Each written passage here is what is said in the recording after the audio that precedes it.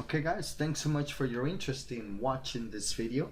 I'd like to begin by talking about the star menu, which is the most popular, I believe, feature that was definitely implemented on Windows 10, and that's because now you have the feel of the old operating systems, right, where you see all the programs in the list, and then you also have the apps feel like we had with Windows 8. You also have the option to drag it right out if you like.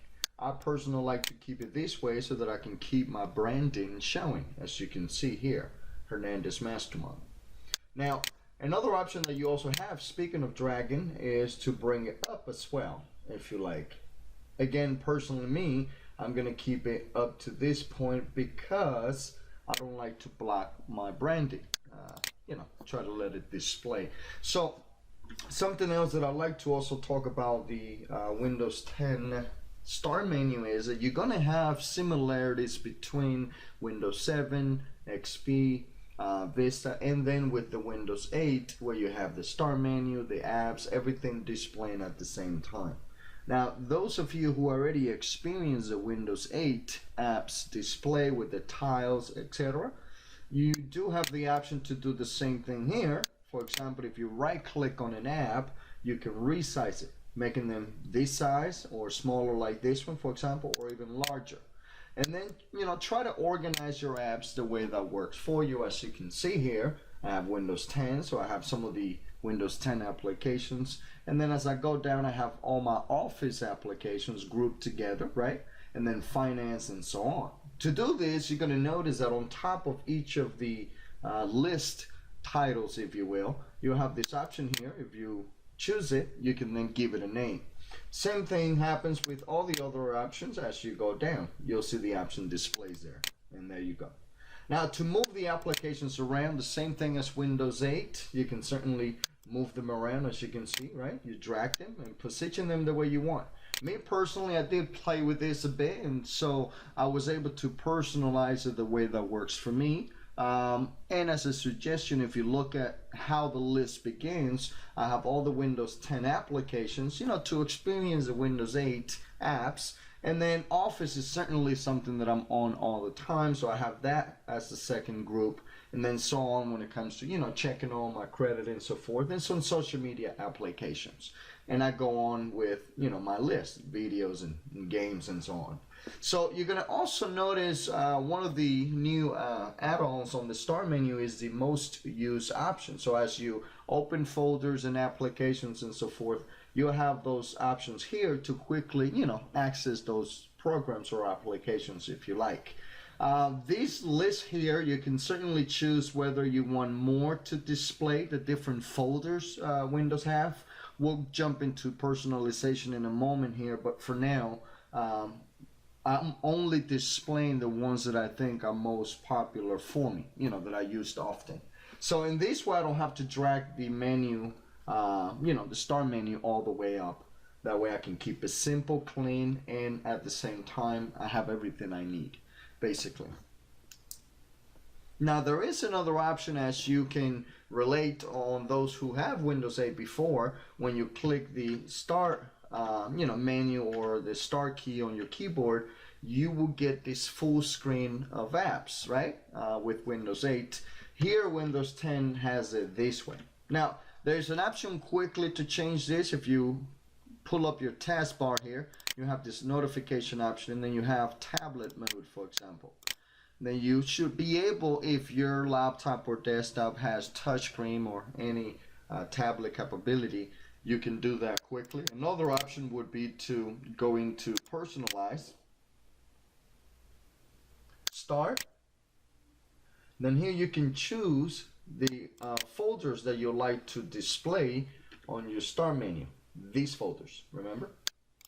Now if we go back here, we also have the option to show the Star menu in full screen. So if I enable it and then I hit Start, then you can see that it opens in full screen.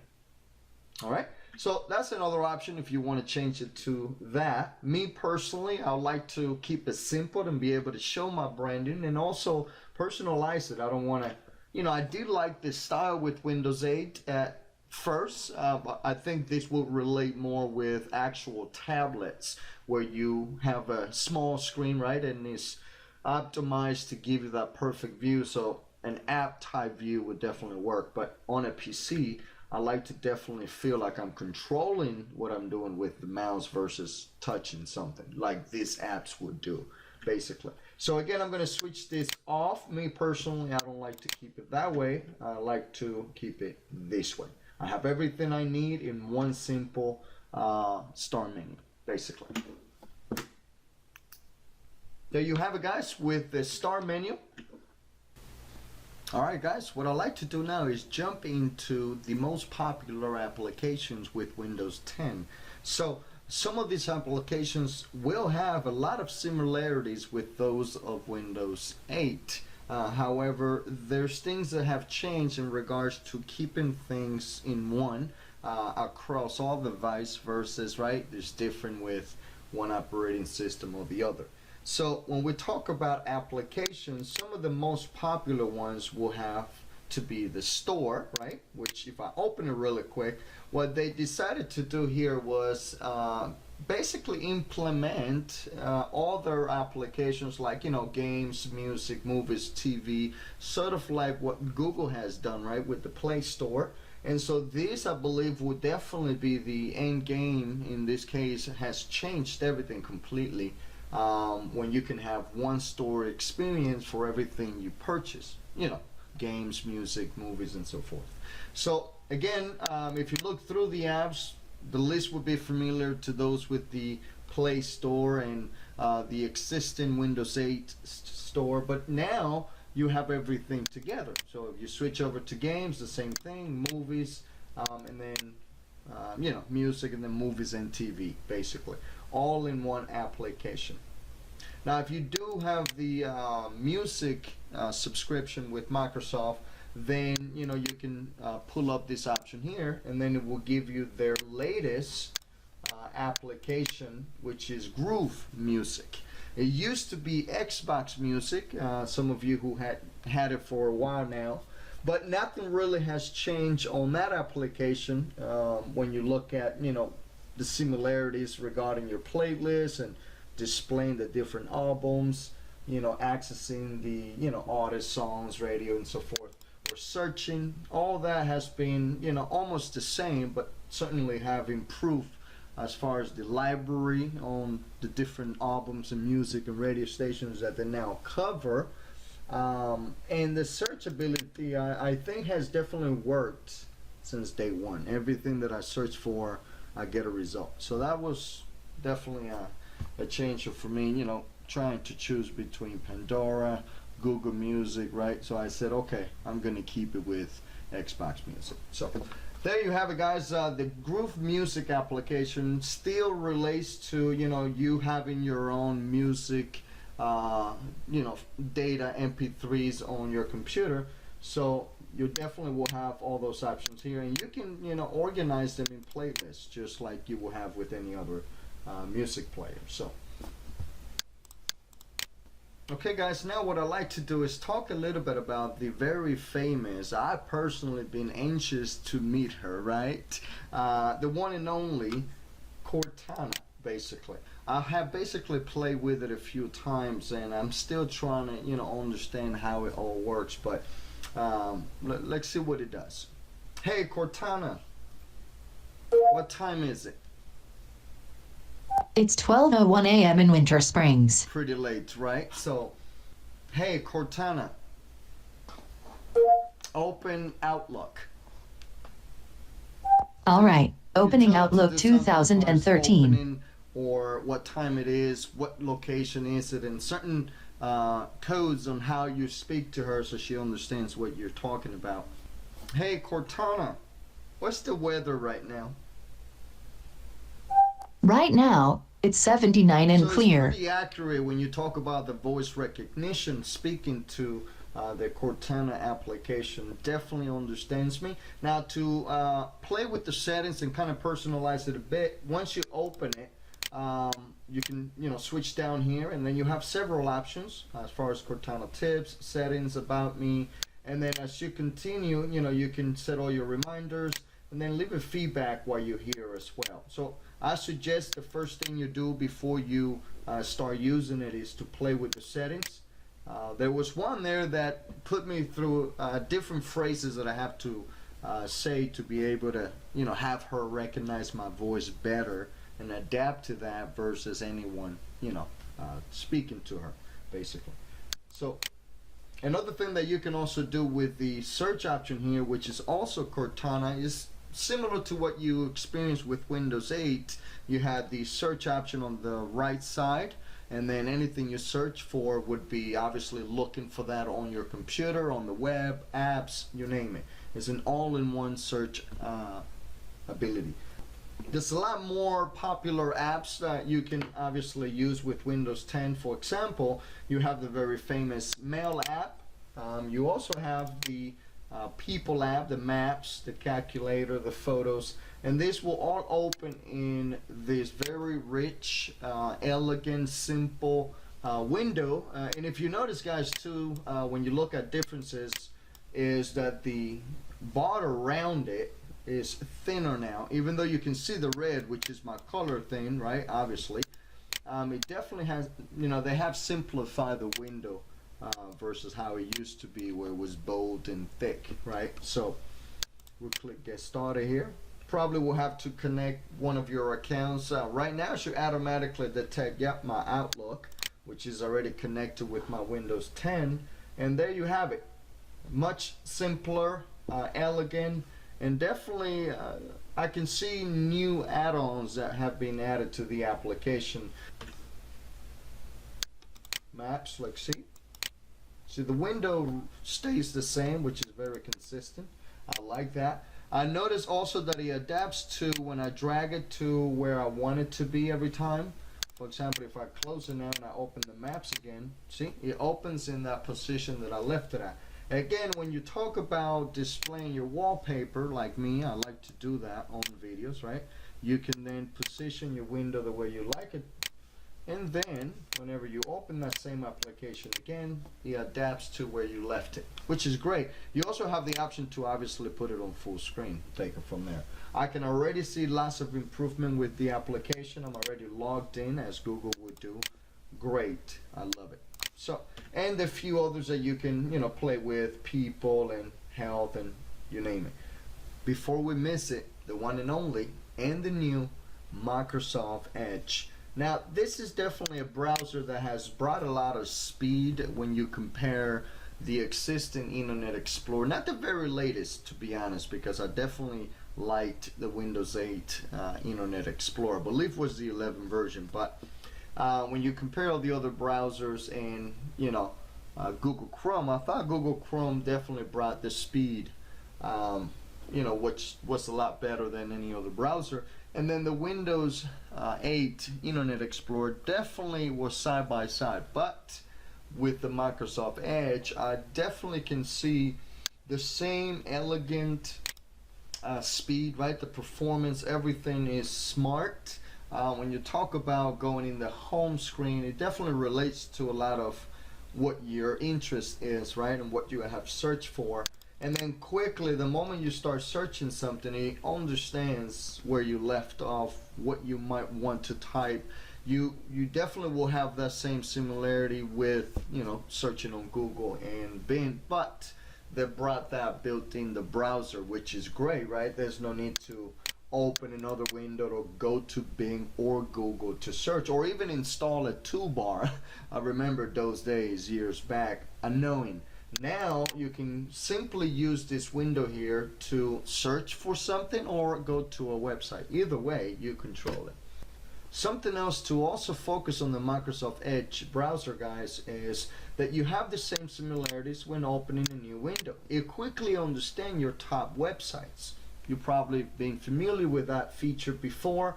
They have simplified this, and quickly you have your search options. Should take advantage of that.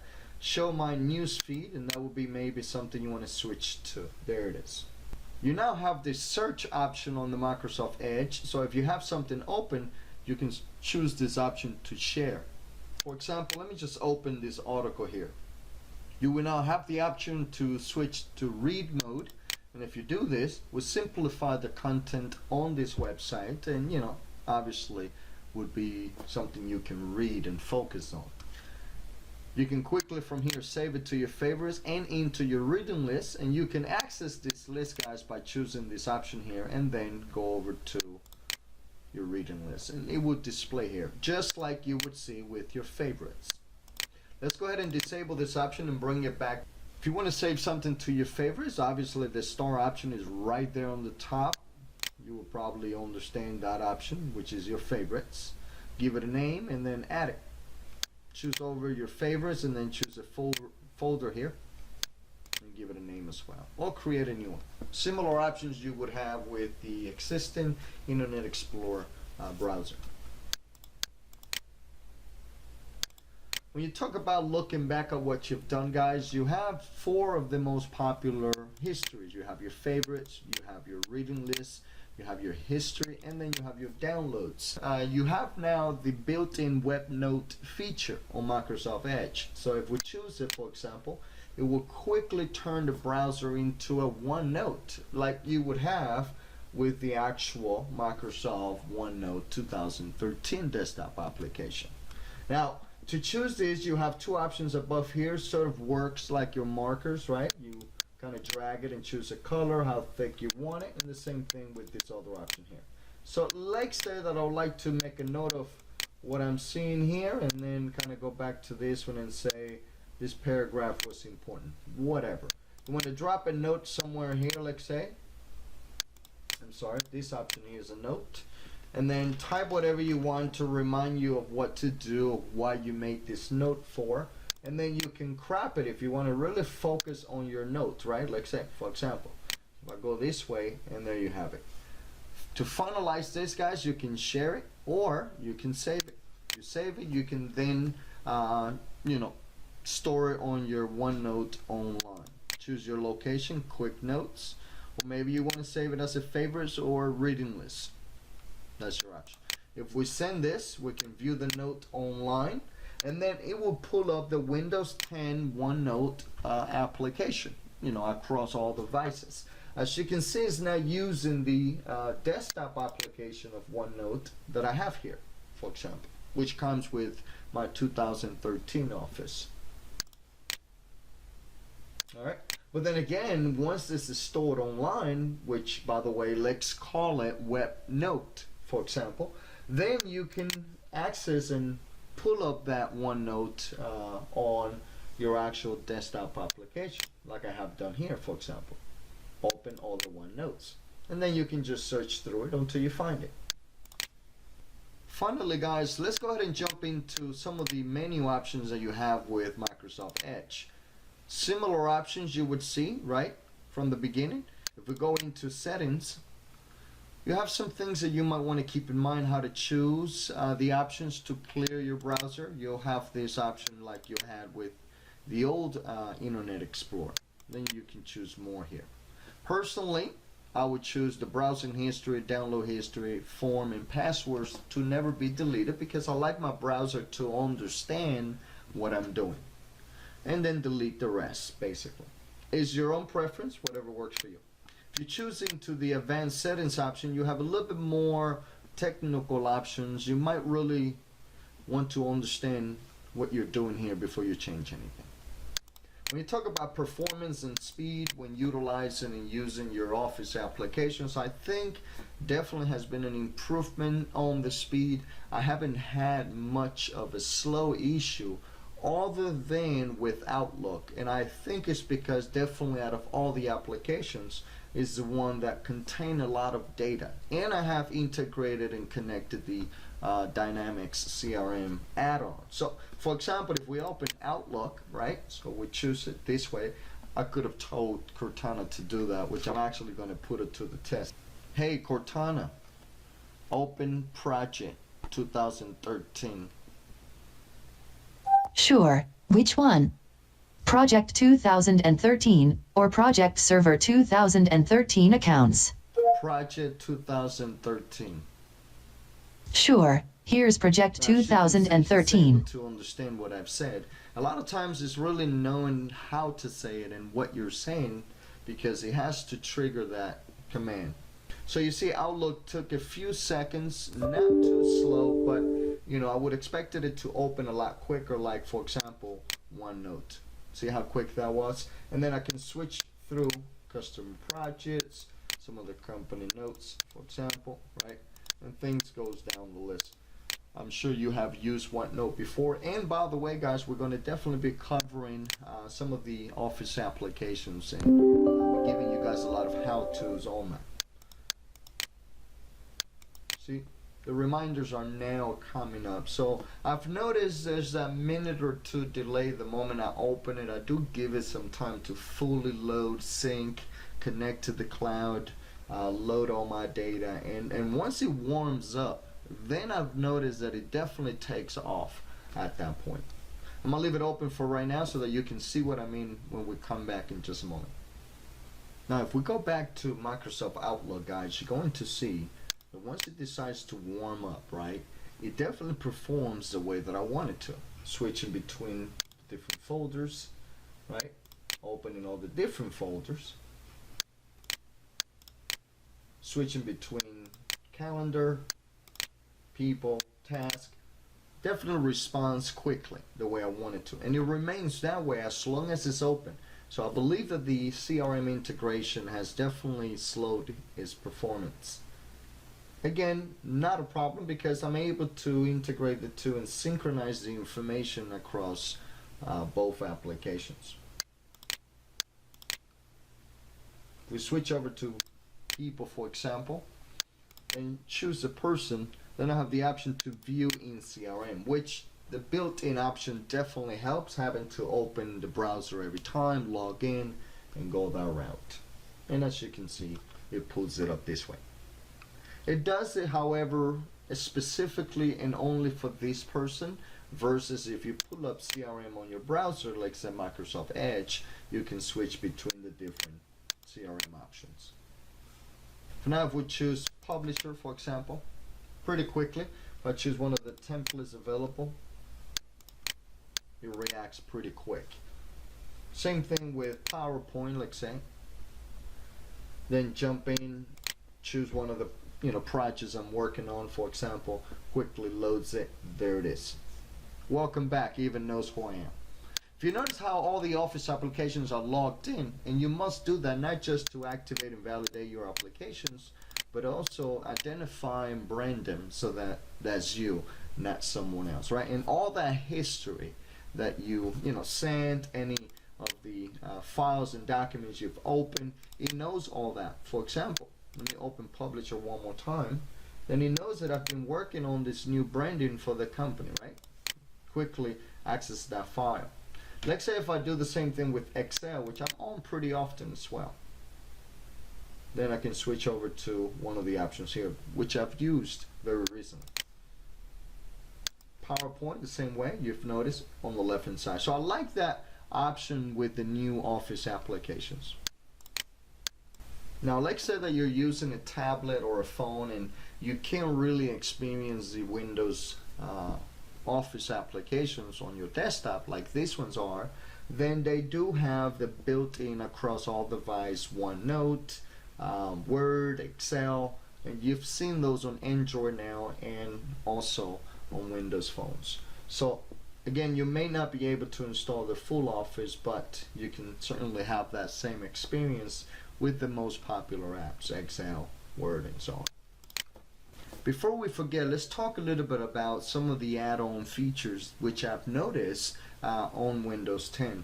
For example, you now have this new and improved, very smart, right, keeps you up to date, what we call the Action Center. Here, guys, anything that goes on as far as your program notifying you of something, an update, any of the news articles, right? Most applications that you use, for example, Outlook, it will keep you informed of all that. Once you confirm what the notifications are, you can clear them whenever you want. Right from here, guys, you have the options to choose location, Bluetooth, connect, note, all settings, and play a little bit more with those options. Notifications will come up sort of like a pop-up option as you've seen on any other program. Another great feature that they added on Windows 10 was the task view, which is this option here. Let's say I have Microsoft Edge open. I also have OneNote open. And then I happen to have Publisher open as well, right? So I'm multitasking, I'm all over the place. You have the option to kind of get an idea of what you're doing. And then you can kind of switch to the screen that you want to focus on. Something else I noticed with Windows 10, guys, which I personally like as well, when you open the folder, for example, it quickly understands some of the different things you do, and they're now calling it quick access. So you're going to notice your recent files, quick access, some of the folders that you have accessed, and frequent folders, all here, which is great. Sometimes these recent files get filled all the way to the top. And last, before we forget, guys, the most obvious, which I've noticed, was that the icons have been improved and changed. I believe they're more elegant and simple, so definitely like the new look. And being a new operating system, we were expecting that. When you talk about personalizing your Windows 10, there's definitely a lot that you can do when you talk about your wallpaper, your lock screen, your colors, your themes. So all that is very familiar with what you've done. If you right click on the desktop, for example, you quickly go to personalize.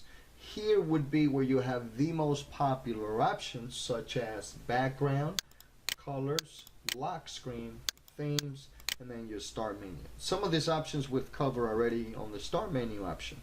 Let's go ahead and jump over to backgrounds really quick. You can choose one of the default options that you probably have with Windows 10. I have already created some theme options. I'll jump in that option in a moment. But if you want to browse to where you have a particular wallpaper, you can do that here. Once you assign it, that's it. You can stretch it, tile it, or center it. Let's go over to colors. Here, guys, you would see that if you choose to automatically pick an accent color from my background, you can do that here. Or you can assign a specific solid color that you like. As you can see with mine, I chose red. You do have the option to, for example, show color on star, taskbar, and action center. If you choose not to, then you'll see the default color for Windows 10, which I personally would rather have it this way because you can see how vibrant the applications look, right? Windows 10 applications have this with red color to it. And if I choose my red color, quite bright. I'm still thinking, and I have not decided. The lock screen gives you the same idea as the background, but instead is your lock screen where it lands when you turn it on. Here, the same thing. You can choose picture or slideshow and then browse to a particular picture you want to use, or choose one from the list. If you go down, you have the same options that you had with Windows 8, where you want to display a quick status on your lock screen. Saver and screen timeout settings are here if you want to play with those. We go over to themes, guys, the same thing. If we go over to theme settings, you'll probably relate to this one like Windows 7 or Windows 8. These are the theme options that I created as I do my how-to videos. I like to choose the branding for that particular video. Windows 10 and other themes and colors and wallpapers are built in just like Windows 8 and Windows 7. Finally, the start menu, you have some options. We've covered some of these at the beginning. So those are the most popular options when you want to personalize your Windows 10. If you hit the back option, you definitely have all the other options like system, devices, network, accounts, time, privacy, and updating your Windows 10. Now, when you talk about personalizing your Windows 10, guys, the question is, what is your main use for your computer? Is it personal or is it business? Me personally, I use my computer primarily for business. I do some personal things on the side, but that's, besides the question. Now, I'd like to kind of show you some things on what works for me to kind of simplify how to find things, where things are located, and where do you go, right? So it's there when you need it, and you don't have to guess or waste time. The stars menu basically will give you the go-to apps that you use every single day or week, right, for business. You also have some of those that you use for personal reasons. So when I quickly open my star menu, the first thing I want to do is go like this, and now I have all my office applications. Quickly, if you notice when I pull up the taskbar, that I have Office right here, but I only have a few, which are the ones that I actually use constantly. You see, PowerPoint, OneNote, Project, Outlook, Publisher, and Skype for business. Now if I open the star menu and go over to the applications, I'll have other applications like Word and CRM, InfoPath, and so on, which are there but I don't use often. So if I quickly just want to go like this while also opening another program, like say, right, I can do that from here without having to pull up the star menu, like say. But either way, I control it. I might be looking at the star menu for whatever reason, and then I'm ready to jump into an application and get some work done. Being here, it quickly gives me that reminder, oh, I got to get this done with Visio, for example. Okay, there you have it, guys. Windows 10.